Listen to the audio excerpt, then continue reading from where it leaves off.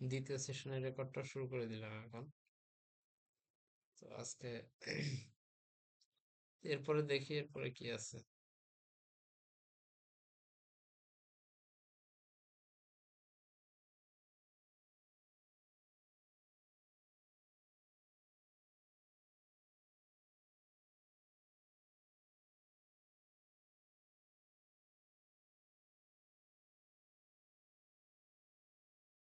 এরপরে যেটা আছে টেস্টিমোনিয়ালের পরে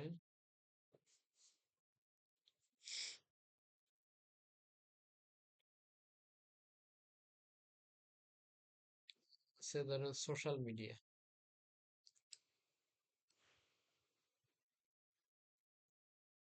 সোশ্যাল মিডিয়াটা খুব বেশি কঠিন কিছু না।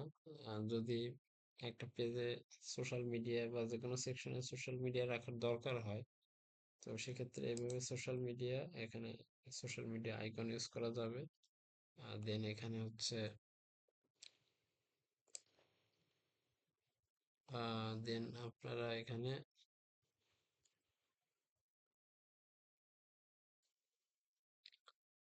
সোশ্যাল মিডিয়ার লিঙ্ক গুলো ব্যবহার করতে পারবেন এখানে। তারপরে আছে হচ্ছে টুইটার, টুইটারের লিঙ্ক এখানে, মানে এছাড়াও যদি মানে মোর দেন ইট আরো বেশি সোশ্যাল মিডিয়া প্রয়োজন হয়, এখান থেকে আপনারা অ্যাড করে নেবেন।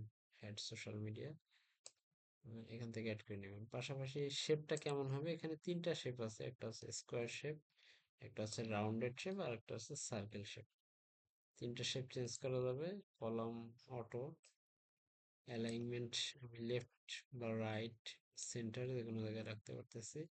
পাশাপাশি এখান থেকে সাইজের ব্যাপার আছে, এখানে সেটিংসে গেলেই দেখা যাবে সবই। অফিসিয়াল কালার বলতে বোঝায় হচ্ছে অফিসিয়াল কালার বলতে বোঝায় যেটার যে কালার আছে সেটা।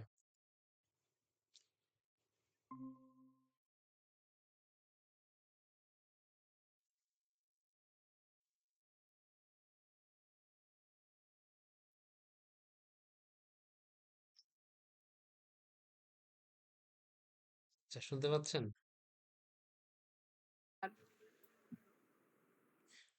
আচ্ছা, অফিসিয়াল কালার বলতে দেখেন এখানে কি বোঝায়।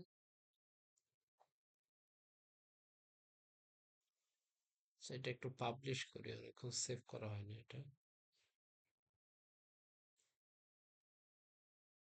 এটা রিলোড দেই।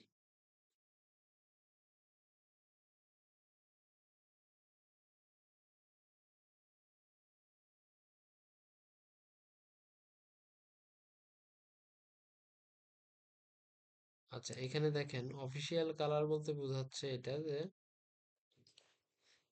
যেটার যে প্রতিটা সোশ্যাল মিডিয়ার কিন্তু একটা নির্দিষ্ট কালার আছে। যেমন ইউটিউবের প্রাইমারি কালার হচ্ছে লাল, টুইটারের হচ্ছে, টুইটার তো এখন নেই, এখন আছে এক্স আর কি।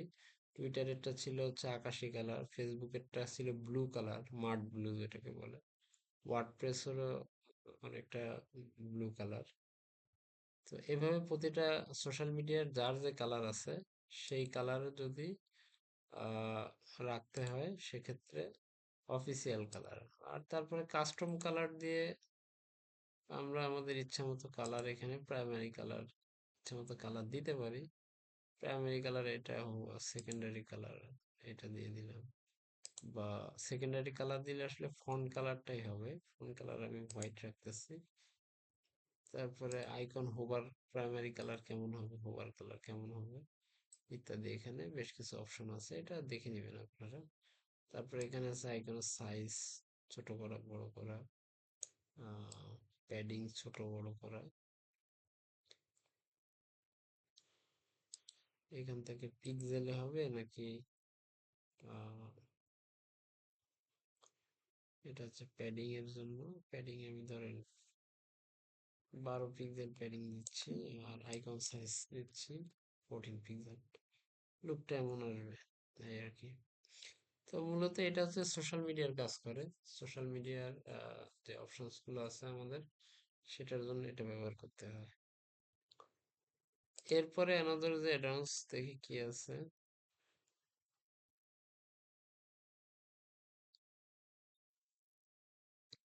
আচ্ছা, শর্ট কোডের একটা অ্যাডভান্স দেখাই, আজকে শর্ট কোডটা দেখাবো, এটা ভালো করে বুঝেন। শর্টকট নামে একটা অ্যাডভান্স আসলে এখানে আছে, কিন্তু অ্যাডভান্সে দেখবেন যে তেমন কোনো কিছুই দেওয়া নাই আসলে এখানে। একটা ওয়েবসাইটে শর্টকট গুলো ইউজ করতে হয়, তো শর্টকট আসলে পাবো কোথায়? শর্টকট বুঝতে গেলে আপনাদের এই মুহূর্তে কন্টাক্ট ফর্ম 7 সেট আপ করা নাই। সো শর্টকাটটা একটু পরে দেখাই, কারণ আমরা যখন কন্টাক্ট পেজের কন্টাক্ট ফর্ম তৈরি করব তখন ওইখানে একটা শর্টকাট তৈরি হয়, সেই শর্টকাটটা যদি আমরা এখানে বসাই, বা যখন কোনো স্লাইডার তৈরি করব সেই স্লাইডারও অনেক শর্টকাট তৈরি হয়। যে সেই স্লাইডের উপর সেই শর্টকাটটা যদি বসাই এখানে, তখন এটা কাজ করে। তো যেহেতু এখন শর্টকাট নাই আমাদের হাতে, সো এটা একটু অ্যাভয়েড করতেছি আর কি, স্কিপ করতেছি। কন্টাক্ট ফর্ম যখন আসবে তখন শর্টকাট এটা দেখাবো। তো এই এগুলো মূলত এই টেক্সটের, এগুলো তেমন খুব বেশি কাজে লাগে না প্লেন টেক্সটের জন্য। টেক্সট একটু ঢেউ দিয়ে যদি কোনো টেক্সট তৈরি করতে হয়, এই যে এই ধরনের টেক্সট, এটা ওয়েবসাইটে তেমন একটা ব্যবহার হয় না। এটা এজন্য এটা আমি একটু স্কিপ করে যাচ্ছি। অতিরিক্ত কোনো কিছু মাথায় নেওয়ার দরকার নাই। এরপর আছে এইচটিএমএল কোড। এটা একটা ইম্পর্টেন্ট অ্যাডভান্স এখানে যেটা আছে। যদি আমাদের কখনো ওয়েবসাইটের ভেতরে এইচটিএমএল কোড দিয়ে কোনো কিছু শো করতে হয়, তো সেক্ষেত্রে হচ্ছে এই যে এইচটিএমএল কোড, এই বক্সের ভেতরে আমরা চাইলে এইচটিএমএল কোড লিখতে পারবো। লিখলে দেখেন আমাদের ঠিক আমরা যেভাবে এডিটরে লিখেছিলাম আহ, সেভাবে কিন্তু সাজেশন আসে এখানে। যদি এইচ 1 বা এইচ 2 এখানে যদি লিখতে চাই, দেখেন অটো ক্লোজিং আসে, সাজেশন আসে এভাবে। সো আমরা এইচটিএমএল কোড চাইলে এই এইচটিএমএল কোডের যে অ্যাডভান্স আছে এই অ্যাডভান্স এর ভিতরে এইচটিএমএল কোড লিখতে পারবো। তো এটাও খুব বেশি একটা ব্যবহার হয় না এটা, এইচটিএমএল কোড লেখার এই অ্যাডভান্স গুলো। কারণ সাধারণত যে ক্লায়েন্টের প্রত্যাশা অনুযায়ী আমাদের কাজ করতে হয়, সো আমরা যে ক্লায়েন্টের জন্য করব সেই ক্লায়েন্ট এইচটিএমএল কোড নাও বুঝতে পারে। সেক্ষেত্রে আমি যদি কোড দিয়ে একটা কিছু করে দিই তাকে, তো সেক্ষেত্রে পরবর্তীতে সে যখন এই কাজটা নিয়ে এডিট করতে যাবে তখন কিন্তু এটা তার জন্য বোঝা খুব টাফ হয়ে যাবে, এই আর কি। তো এরপরে ওয়ার্ডপ্রেস সেকশনের ভেতরে নিচে যেগুলো আছে এগুলো আসলে সব অ্যাডঅনস, উইডজেটস। উইডজেটস আছে এটার ভেতরে, উইডজেটস নিয়ে একটু পরে কথা বলবো। আমরা শুধু এই কয়েকদিনে যেটা দেখলাম যে এলিমেন্টরের যে অ্যাডন্স গুলো, মানে একটা পেজ তৈরি করার জন্য পেজের ভেতরের যে অ্যাডন্স গুলো সেইগুলো। আর উইডজেটস যেটা, এটা হচ্ছে মূলত সাইড বার বা ফুটারে কাজ করে, তো আমরা এখানে ফুটার বা সাইড বারে যাই নাই। দ্যাটস ওই উইডজেট টা নিয়ে যখন কথা বলবো তখন ওইটা দেখাবো। আর বেসিক কিছু অ্যাডভান্স এখানে ছিল, হেডলাইন, ইমেজ, ভিডিও, এগুলো তো দেখছেন, বাটন, গুগল ম্যাপ, আইকন। আইকনটা সেপারেট যদি কোনো আইকন নিতে হয় সেটা। আর গুগল ম্যাপটা কাজ করে মূলত কোনো ওয়েবসাইটে যদি গুগল ম্যাপ ম্যাপ ভিউ থাকে, তো সেক্ষেত্রে গুগল ম্যাপের এই অ্যাডভান্সটা ইউজ করতে হয়। এটা বসালাম, ঠিক আছে। এখানে গুগল ম্যাপটা দেখাবে, এবং আপনার যে অ্যাড্রেসটা, সে ধরুন এখানে দিয়ে দিচ্ছে বরিশাল, বরিশাল বাংলাদেশ। এখন দেখেন লোকেশনটা, লোকেশনটা GLA।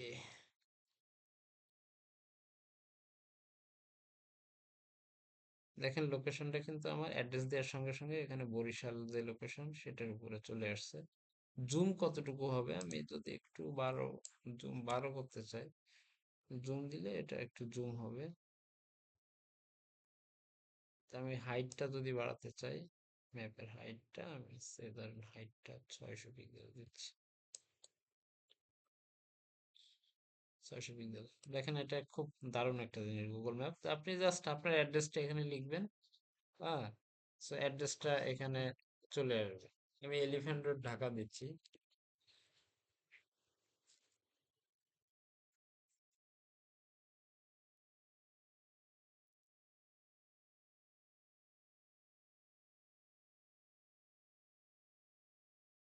দেখেন এলিফ্যান্ট রোড ঢাকা আমার ঠিক যেখানে আছে সেখানে কিন্তু গুগল ম্যাপটা চলে আসছে। সো এটা আরো জুম করা যায়, এটা সর্বোচ্চ জুম মেবি 20, সর্বোচ্চ জুম 20।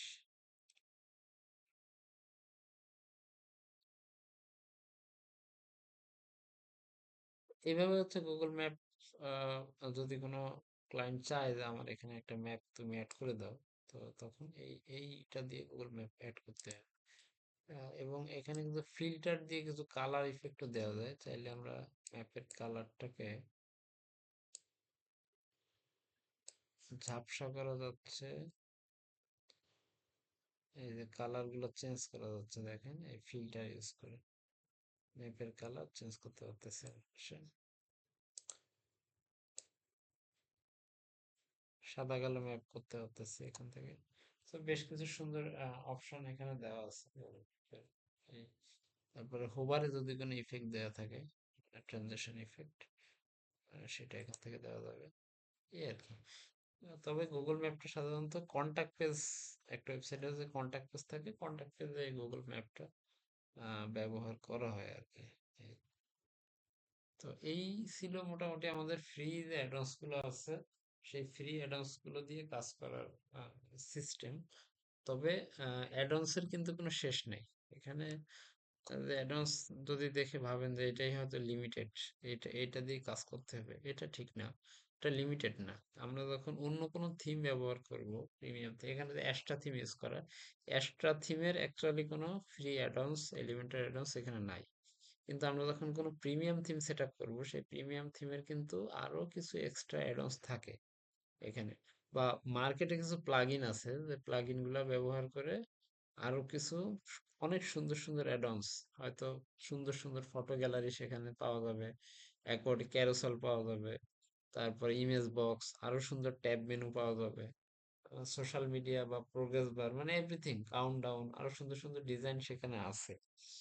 তো সেই অ্যাডন্স গুলো সম্পর্কে আমাদের জানতে হবে যে মার্কেটে আরো কি কি প্লাগইন পাওয়া যায়, যে প্লাগইন গুলো সেট আপ করলে আমরা প্রয়োজনীয় অ্যাডভান্স পাবো। কারণ এখন হয়তো আমরা আমাদের কোনো ক্লায়েন্টের কাজ করতেছি না, কিন্তু ক্লায়েন্ট যখন একটা ডিজাইন দিবে, তখন দেখতেছেন যে ওই ডিজাইনটা আপনার এখানে যে অ্যাডভান্স গুলো আছে, সেই অ্যাডভান্স ব্যবহার করে ওই ডিজাইনটা তৈরি করতে পারছেন না আপনি। সো তখন কিন্তু আপনার এক্সট্রা অ্যাডভান্স প্লাগইনের প্রয়োজন হবে। আবার আপনাকে ক্লায়েন্ট যে প্রিমিয়াম থিমটা দিছে, সেই প্রিমিয়াম থিমেও আহ, ওই ডিজাইনের মতো করে কোনো অ্যাডভান্স ওই প্রিমিয়াম থিমের ভেতরে নাই। তখন আপনার ফাইন্ড আউট করতে হবে, খুঁজতে হবে যে কোন অ্যাডভান্সে এই ধরনের ডিজাইন আছে। বা আপনি যদি, আপনার যদি আগে থেকে জানা থাকে যে হ্যাঁ, আমি এরকম কিছু প্লাগইন সম্পর্কে জানি যে প্লাগইনের ভেতরে এই ধরনের ডিজাইনটা আছে, এই যে জানা থাকা, এই যে পরিচিতি থাকা, এটা কিন্তু ইম্পর্ট্যান্ট। আপনি এই সামান্য না জানার কারণে আপনার কাছ থেকে হয়তো $500 একটা কাজ ছুটে যাবে হাত থেকে, ঠিক আছে? সো এই এই জন্য আমি বলতেছি যে আমরা কেবল এলিমেন্টের যে ফ্রি অ্যাডন্স, সেগুলো দিয়ে একটা ওয়েবসাইট কিভাবে তৈরি করা যায় সেটা দেখছিলাম। পাশাপাশি প্রতিটা অ্যাডন্সের কোথায় কোন কাজ আছে সেই কাজগুলো সম্পর্কে জানানোর জন্য আপনাদেরকে বলেছি যে আহ, আপনারা বেশ কিছু 5টা করে এক্সাম্পল তৈরি করে রাখেন। এটাই ছিল উদ্দেশ্য এখানে। আর অ্যাডন্স এর অপশন গুলো সম্পর্কে জানা। হ্যাঁ, তবে আমরা প্রিমিয়াম অ্যাডন্স হোক বা এলিমেন্টরের অন্য কোনো প্লাগইন দিয়ে অ্যাডন্স, যেটাই আনি না কেন, সবগুলোর সেটিংস কিন্তু এরকমই থাকে, সেম। প্রথমটা থাকবে কন্টেন্ট, তারপরটা থাকবে স্টাইল, তারপরটা থাকবে অ্যাডভান্স সেটিংস, ওইখানেও একই থাকবে। হয়তো এইখানে বেশ কিছু আলাদাভাবে কিছু অপশন করা থাকবে, যে অপশনগুলো আমরা চেঞ্জ করলে, বা স্টাইলের ভিতরে অতিরিক্ত কিছু অপশন থাকবে যেগুলো চেঞ্জ করলে হয়তো ডিজাইনটা আরো বেশি সুন্দর হবে, আরো বেশি ইউনিক হবে, বা আহ, আরো বেশি অপশনস থাকবে। যত বেশি অপশন থাকবে তত বেশি আমরা এটাকে কাস্টমাইজ করতে পারবো আমাদের ইচ্ছা মতো। হ্যাঁ, তো এটা ডিপেন্ড করবে ওই অ্যাডভান্স বা ওই প্লাগইনের উপরে। তো সেই প্লাগইন গুলো সম্পর্কে আমরা নেক্সটে জানবো। তো আপাতত আমাদের ফ্রি যে এলিমেন্টের যে ইয়া ছিল, মানে যে অ্যাডভান্স গুলো ছিল সেগুলো সম্পর্কে দেখলাম। আর এখানে প্রো নামে একটা অপশন আছে, দেখেন। প্রোতে এগুলো কিন্তু আমরা এখনো এগুলোর ব্যবহার দেখা হয়নি। তবে কিছুটা এখান থেকে দেখে আন্দাজ করতে পারতেছেন, পোর্টফোলিও, তারপরে এই যে ফর্মের অ্যাডন্স আছে, আমরা এখান থেকে কন্টাক্ট ফর্ম তৈরি করতে পারবো যেটাতে মেইল পাঠানো যায়। তারপরে কিছু গ্যালারির স্পেসিফিক, মানে আরো কিছু সুন্দর গ্যালারি ডিজাইন আছে এখানে। তারপরে এনিমেটেড হেডলাইন আছে। তারপরে যে প্রাইসিং টেবিল, আমরা যে প্রাইসিং প্যাকেজ গুলো দেখি সাধারণত, সেটা কিন্তু এখানে আছে আর কি। তো এটা ব্যবহার করতে গেলে আমাদের অবশ্যই এলিমেন্টের প্রো কিনতে হবে আর কি, প্রোটা প্রয়োজন হবে। তবে অনলাইনে কিছু ক্র্যাক প্রো পাওয়া যায়, সেই ক্র্যাক প্রোর লিঙ্ক আমি আপনাদেরকে দিয়ে দেবো। ওইটা ডাউনলোড করে আমরা এই পুরো কাজটা আপাতত দেখে নিব এখানে কি কি আছে।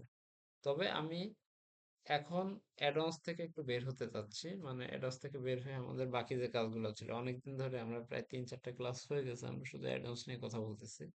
সো আমাদের আরো বেশ কিছু কাজ আছে ভেতরে, যেমন ফুটারের কিছু উইডজেটস নিয়ে কিছু কাজ আছে, ও কমার্সের কিছু কাজ আছে। সো আমরা সেখানে যাব। দেন আবার আমরা যখন প্লাগইন সম্পর্কে কথা বলবো তখন আমরা এই সব আরো কি অ্যাডভান্স আছে সেগুলোর কাজ আছে সেগুলো নিয়ে দেখবো আর কি। ঠিক আছে। তারপর আমাদের সিলেবাসে কোথায় ছিল আমাদের সিলেবাসে রেসপন্সিভ সেটিংস নিয়ে কথা ছিল এখানে। Responsive configure responsive settings. তো রেসপন্সিভ নিয়েও এখনো তেমন কথা বলা হয়নি, এটা নেক্সট ক্লাসে আমরা শুধুমাত্র রেসপন্সিভ নিয়ে আলোচনা করব। যেহেতু আমাদের এখানে পেজ লেআউট সম্পর্কে জানছি, ক্রিয়েটিং পেজ ইউজিং এলিমেন্টর এটাও জানলাম, এলিমেন্টর ব্যবহার করে কিভাবে একটা পেজ তৈরি করা যায়। Configure add-ons, configure how to configure add-ons এটা আমরা মূলত একটু জানি। সেটিংস কনফিগার, রেসপন্সিভটাও আমরা শিখে নেব। অ্যাডিং এক্সট্রা অ্যাডন্স এটা নেক্সট ক্লাসে আছে আমাদের, এক্সট্রা অ্যাডন্স অ্যাড করা এবং হচ্ছে আমাদের রেসপন্সিভ নিয়ে কথা বলা আর কি।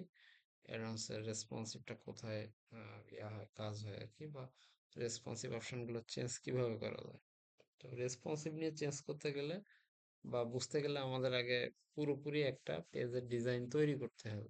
তো আমি আপনাদেরকে একটা স্ক্রিনশট পাঠাবো, ওই স্ক্রিনশটটা দিয়ে আপনারা এবং এই ফ্রি এলিমেন্টরের যে অ্যাডভান্স ফ্রি অ্যাডভান্স গুলো আছে এগুলো ব্যবহার করে ওই পেজের মতো করে একটা ডিজাইন তৈরি করবেন। তারপরে আমরা নেক্সট যে ক্লাস আছে, নেক্সট ক্লাসে আমরা ওই ডিজাইনের উপর বেস করে আমরা রেসপন্সিভের কাজটা দেখব। হ্যাঁ, ওই পেজটাকে রেসপন্সিভ করার জন্য আমাদের কোথায় কোন অপশনগুলোকে চেঞ্জ করতে হচ্ছে। ঠিক আছে, এখানে দেখবেন প্রত্যেকটা রেসপন্সিভ অপশন কিন্তু আছে, এখানে খেয়াল করেন। এগুলো হয়তো খেয়াল করছেন কিনা জানি না। ডিরেকশনের পাশে একটা ডেস্কটপের ছবি দেওয়া আছে, এটা হচ্ছে রেসপন্সিভ অপশন। ডেস্কটপে কেমন থাকবে, ট্যাবলেটে কেমন থাকবে, মোবাইলে কেমন থাকবে, এই যে এইভাবে আমরা এই অপশনগুলো চেঞ্জ করতে পারবো এখান থেকে। হ্যাঁ। তো এখন আপাতত আমরা শুধু ডেস্কটপ স্ক্রিন সম্পর্কে জানছি। আমরা একটা পূর্ণাঙ্গ পেজ ডিজাইন করব আমাদের হাতে যে ফ্রি এলিমেন্টস গুলো আছে সেই এলিমেন্টস গুলো দিয়ে, তারপরে হচ্ছে আমরা ওই পেজকে রেসপন্সিভ করব। তাহলে আমাদের এখানে যে আর কি কত 21 নম্বরের লাস্টের পার্ট এবং 21 নম্বরের ক্লাসটা শেষ হয়ে যাবে আর কি, যদিও আজকে আমাদের 14তম ক্লাস নাকি 13তম ক্লাস। তো 14তম ক্লাস, হ্যাঁ। তো আমাদের 15তম ক্লাসে গিয়ে আমাদের 22তম ক্লাসে যে কাজগুলো আছে এগুলো শেষ হবে আর কি। তো বাকি যে নোটস গুলো দেখালাম এগুলো একটু প্র্যাকটিস করবেন আপনারা। আর হচ্ছে আমি আপনাদেরকে একটা স্ক্রিনশট পাঠিয়ে দেবো গ্রুপে, ওই স্ক্রিনশটটা দেখে আপনাদের একটা পেজের ডিজাইন করতে হবে। এই তো আজকের ক্লাস এইটুকুই।